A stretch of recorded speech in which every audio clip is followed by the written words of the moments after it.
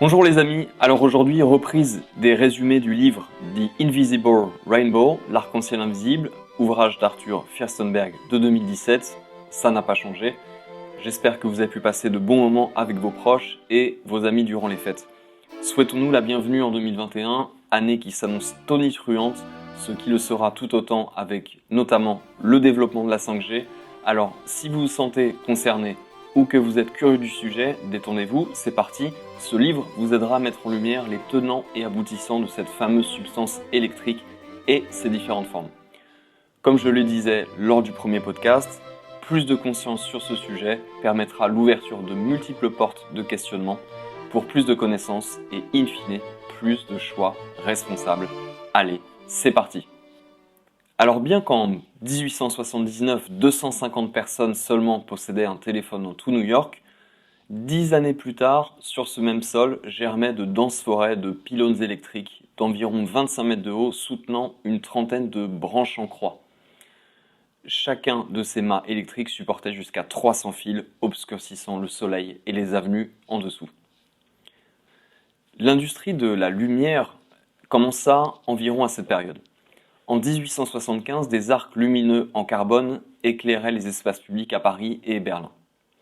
En 1883, des câbles portant 2000 volts s'étendaient au-dessus des toits à l'est de Londres. Pendant ce temps-là, Thomas Edison inventait une lampe de format réduit et bien commode, la lampe à incandescence, alors plus adaptée pour les chambres et les cuisines. En 1881, sur Pearl Street, à New York, il construisit la première d'une centaine de stations électriques à venir, stations fournissant du courant continu aux clients périphériques. En ces temps, le courant alternatif fit son apparition. Il s'ensuit d'ailleurs une bataille assez importante, quoique brève, entre les défenseurs de ces deux types de courants, la querelle se basant sur la nocivité relative de ces deux différents systèmes. Un ingénieur suggéra d'ailleurs, pour trancher, une sorte de duel électrique, utilisant d'un côté le courant alternatif et de l'autre le courant continu, avec un voltage similaire, en augmentant graduellement la charge jusqu'à l'abandon d'un des partis. Toutefois, alors que le courant alternatif était le plus dangereux, il remporta la victoire non dans le cadre d'un duel entre deux combattants, mais entre de grands intérêts commerciaux. Avec l'invention du moteur polyphasé au courant alternatif de Nikola Tesla, breveté en 1888, ont permis aux industriels d'utiliser le courant alternatif non plus seulement pour la lumière, mais aussi pour l'énergie en général. Cette invention fut le dernier ingrédient nécessaire pour faire galvaniser la toile électrique, se faufilant dans les cieux au-delà de chaque horizon. Le télégraphe avait annihilé le temps et l'espace, disait-on à l'époque. Mais 20 ans plus tard, le moteur électrique fit paraître le télégraphe comme un jouet d'enfant, et la locomotive électrique était alors sur le point d'exploser dans les campagnes. Au début de l'année 1888, seulement 13 rails électrifiés avaient été déployés aux États-Unis pour un total de 78 km, et en Europe on atteignit alors des chiffres similaires. Une croissance spectaculaire fut observée, de telle manière qu'en 1889, un an plus tard, environ 1610 km de chemins de fer électrifiés furent installés seulement aux États-Unis. Ce chiffre fut triplé l'année d'après.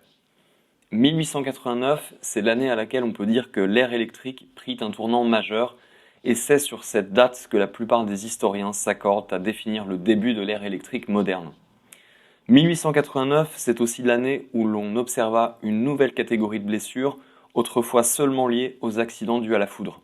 Charles Dana écrivit alors dans le Medical Record que cela était dû à l'augmentation extraordinaire de l'application pratique de l'électricité, avec près de 100 millions de dollars déjà investis dans la lumière et le courant électrique. 1889, c'est enfin l'année durant laquelle les médecins du monde entier firent face à une épidémie qui dura 4 ans et qui fit au moins 1 million de morts. Leurs cabinets furent alors débordés de patients souffrant d'une maladie étrange que bon nombre de médecins n'avaient alors jamais observée auparavant. Cette maladie, c'est la grippe, autrement nommée l'influenza. Et c'est sur ce sujet que ce 7e chapitre va insister, le lien surprenant entre la grippe et l'électricité. De manière soudaine et inexpliquée, l'influenza, dont les descriptions sont restées cohérentes pendant des milliers d'années, changea de caractère en 1889. Plus d'un demi-siècle plus tôt, la grippe avait alors saisi la majeure partie de l'Angleterre en novembre 1847.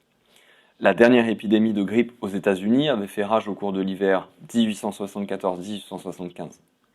Depuis les temps anciens, la grippe fut connue comme une maladie capricieuse et imprévisible, tel un animal qui venait de nulle part, qui terrorisait toute la population, d'un coup d'un seul, sans prévenir, et puis s'en allait aussi soudainement et mystérieusement qu'elle était apparue, pour ne plus être vue ensuite pendant des années, voire des décennies. Elle se comportait comme aucune autre maladie. On la croyait ne pas être contagieuse, et elle reçut son nom en raison de ses allées et venues qui tenaient pour cause, disait-on, l'influence des étoiles. Mais en 1889, la grippe devint comme domestiquée, apprivoisée. À partir de cette année-là, elle serait toujours présente, en n'importe quel endroit du monde. Elle disparaîtrait mystérieusement, comme auparavant, mais serait toutefois attendue à plus ou moins la même période l'année suivante. La grippe ne s'est jamais absentée depuis. Tout comme le trouble de l'anxiété, la grippe est si commune et si familière qu'une revue méticuleuse de son histoire est nécessaire pour démasquer cet étranger et faire part de l'énormité du désastre de santé publique qui se produit depuis 130 ans. Ce n'est pas que nous ne savons pas assez sur le virus de la grippe, nous en savons plus qu'il n'en faut. Le virus microscopique associé à cette maladie a été si exhaustivement étudié que les scientifiques en savent plus sur ce micro-organisme que sur n'importe quel autre. Mais cela a aussi été une raison d'ignorer de nombreux faits peu communs concernant cette maladie, incluant le fait que cela n'est pas contagieux. On le verra plus tard. En 2001, l'astronome canadien Ken Tapping, avec deux autres physiciens de Colombie-Britannique, furent les derniers scientifiques à confirmer, de nouveau, que depuis au moins les 3 derniers siècles, les pandémies de grippe se sont produites la grande partie du temps pendant des pics d'activité solaire magnétique, à savoir au terme de chaque cycle solaire qui dure environ 11 années. Une telle tendance n'est pas le seul aspect de cette maladie qui a longtemps décontenancé les virologues. En 1992, une des sommités mondiales de l'épidémiologie grippale, Edgar Hope Simpson, publia un ouvrage dans lequel il répertoria les faits essentiels connus et désigna que ces derniers ne pouvaient soutenir un mode de transmission direct d'humain à humain. Depuis longtemps, Hope Simpson s'était rendu perplexe face à cette maladie, et ce, dès qu'il eut à traiter des victimes en tant que jeune médecin généraliste à Dorset, en Angleterre. Durant l'épidémie de 1932-1933, une épidémie durant laquelle le virus associé à la maladie avait été isolé pour la première fois. Mais durant les 71 ans de carrière de Hope Simpson, ces questions ne trouvèrent jamais de réponse. Il dit ceci en 1992. La soudaine explosion d'informations sur la nature de ce virus et ses réactions antigéniques dans l'hôte humain ne fait que rajouter des éléments qui demandent des explications. Pourquoi la grippe est-elle saisonnière ? Se demanda-t-il toujours encore. Pourquoi est-elle complètement absente, sauf pendant les périodes d'épidémie ? Pourquoi les épidémies s'arrêtent-elles ? Pourquoi les épidémies hors saison ne se propagent pas ? Comment se fait-il que des épidémies explosent dans des pays entiers et disparaissent aussi miraculeusement, comme soudainement interdites de territoire ? Il n'arriva pas à découvrir comment ce virus pouvait se comporter ainsi. Pourquoi la grippe cible-t-elle plutôt les jeunes adultes et épargne enfants et personnes âgées ? Comment est-il possible que les épidémies de grippe voyageaient à la même vitesse fulgurante dans les siècles passés autant qu'elles le font aujourd'hui ? Comment ce virus accomplit-il ce tour de prestidigitation ?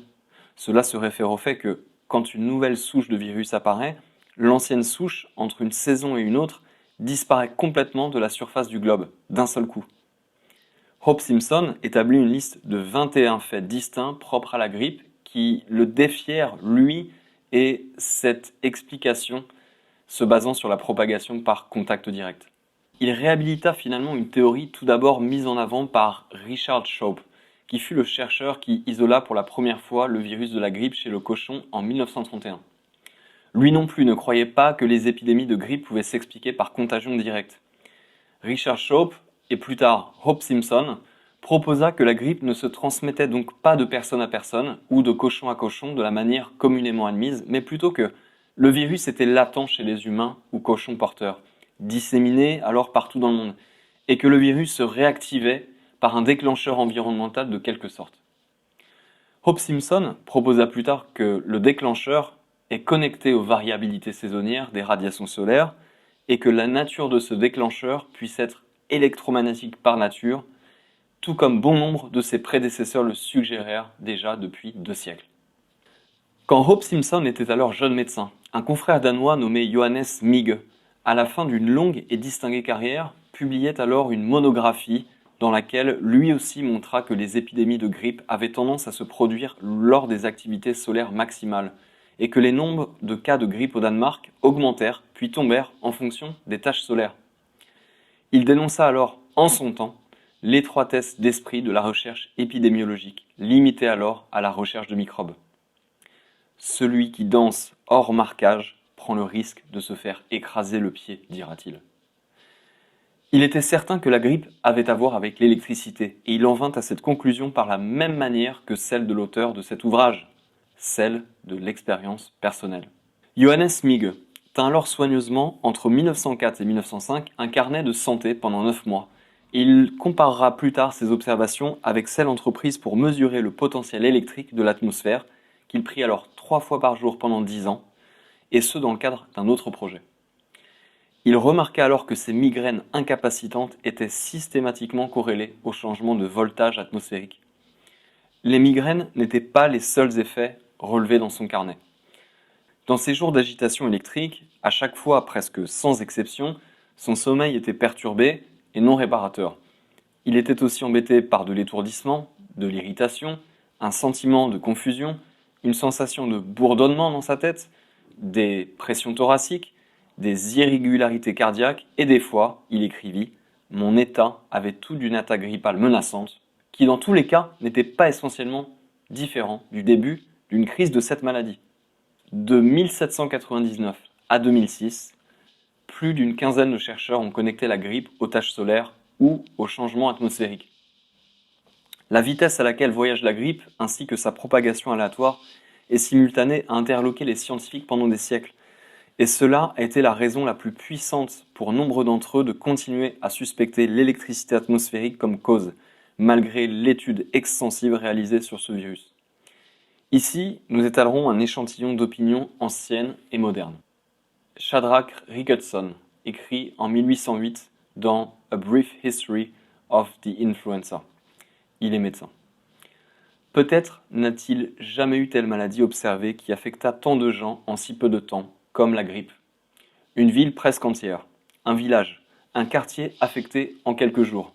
Effectivement, bien plus tôt que pourrait le laisser envisager une diffusion par contagion. Mercatus relate, quand cela emporta l'Espagne en 1557, la majeure partie des gens en étaient saisis en un jour. Dr Glass dit que lorsque la grippe fut répandue à Exeter, en Angleterre, en 1729, 2000 personnes furent touchées en une nuit. Alexander Jones, en 1827, dans le Philadelphia Journal of the Medical and Physical Sciences, il est médecin aussi.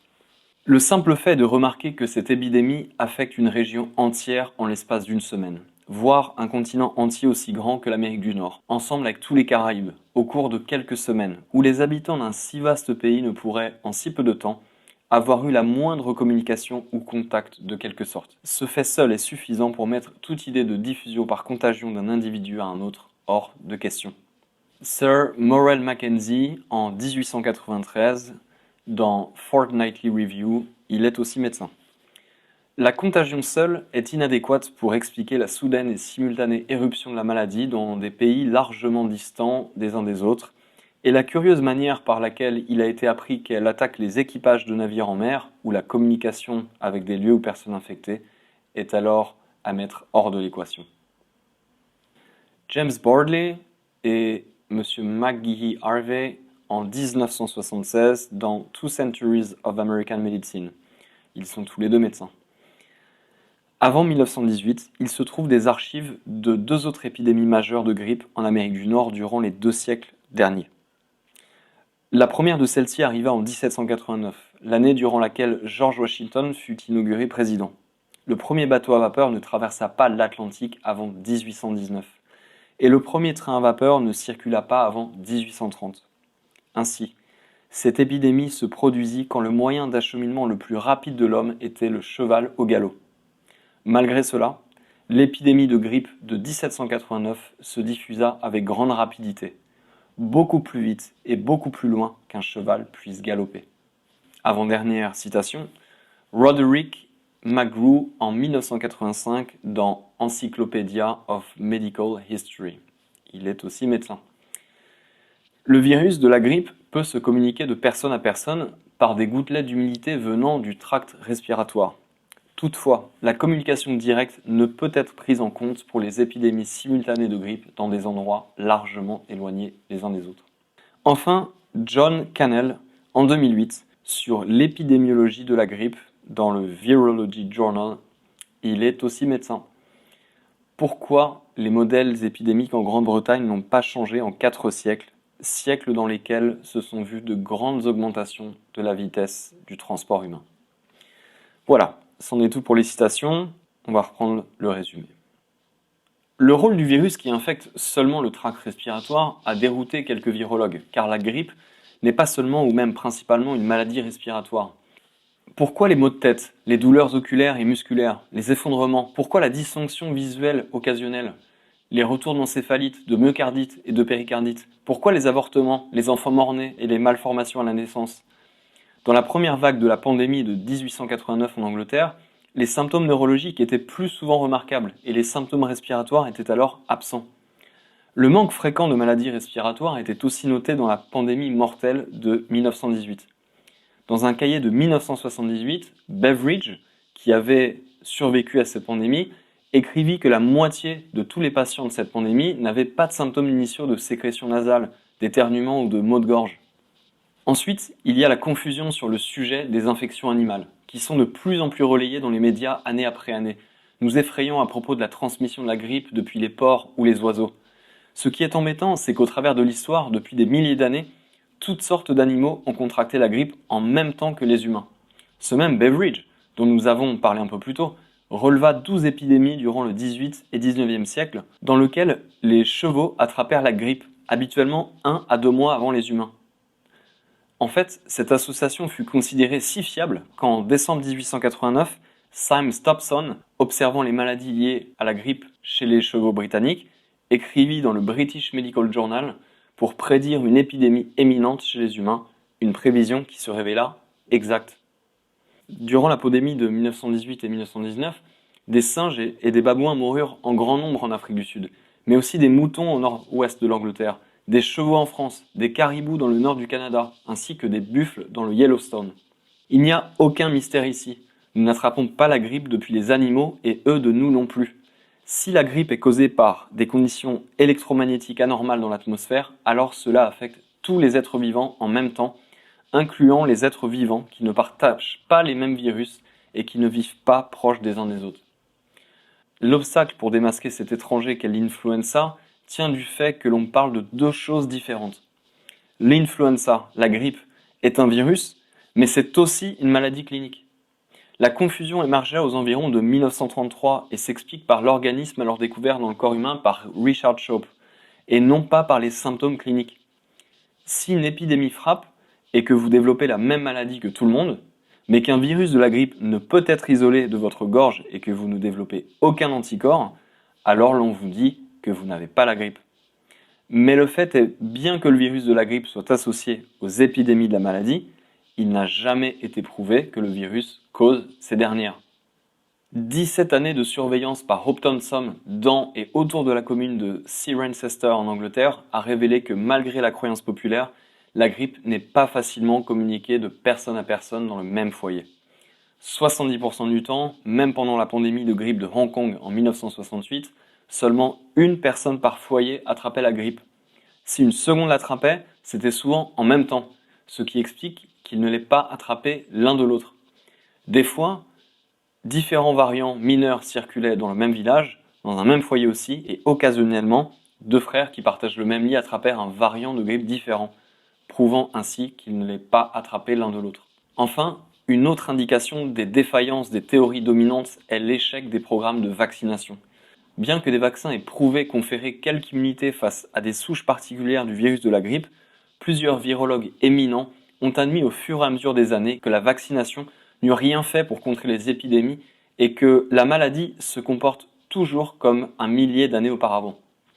Dans les faits, Après avoir passé en revue 259 études du British Medical Journal sur la vaccination sur une période de 45 ans, Tom Jefferson a récemment conclu que la vaccination grippale n'avait essentiellement aucun impact ou aucun résultat tangible, comme par exemple sur les absences à l'école, les journées d'absence au travail, ainsi que les maladies et décès reliés à la grippe. Le secret embarrassant parmi les virologues est que depuis 1933 jusqu'à aujourd'hui, il n'y a eu aucune étude expérimentale pour prouver que la grippe ou le virus de la grippe se transmettent de personne à personne par contact normal. Comme nous le verrons dans le prochain chapitre, tous les efforts pour transmettre de façon expérimentale le virus de personne à personne, même lors de l'épidémie la plus mortelle que le monde ait connue, ont échoué. Voilà, gros chapitre. Dans le prochain, nous aborderons l'aspect santé de la vie du créateur de la radio, Guglielmo Marconi, et puis nous continuerons de voyager dans les contrées de la science qui tentent de comprendre la problématique de la transmission de la grippe, dans un contexte ô combien critique alors, celui de la grippe espagnole de 1918, qui selon les estimations oscille entre 20 à 50 millions de morts selon l'Institut Pasteur, et jusqu'à un demi-milliard selon d'autres sources, ce qui équivaudrait alors à un tiers de la population mondiale de l'époque. Je vous dis à bientôt, prenez soin de vous et merci pour votre soutien. Salut!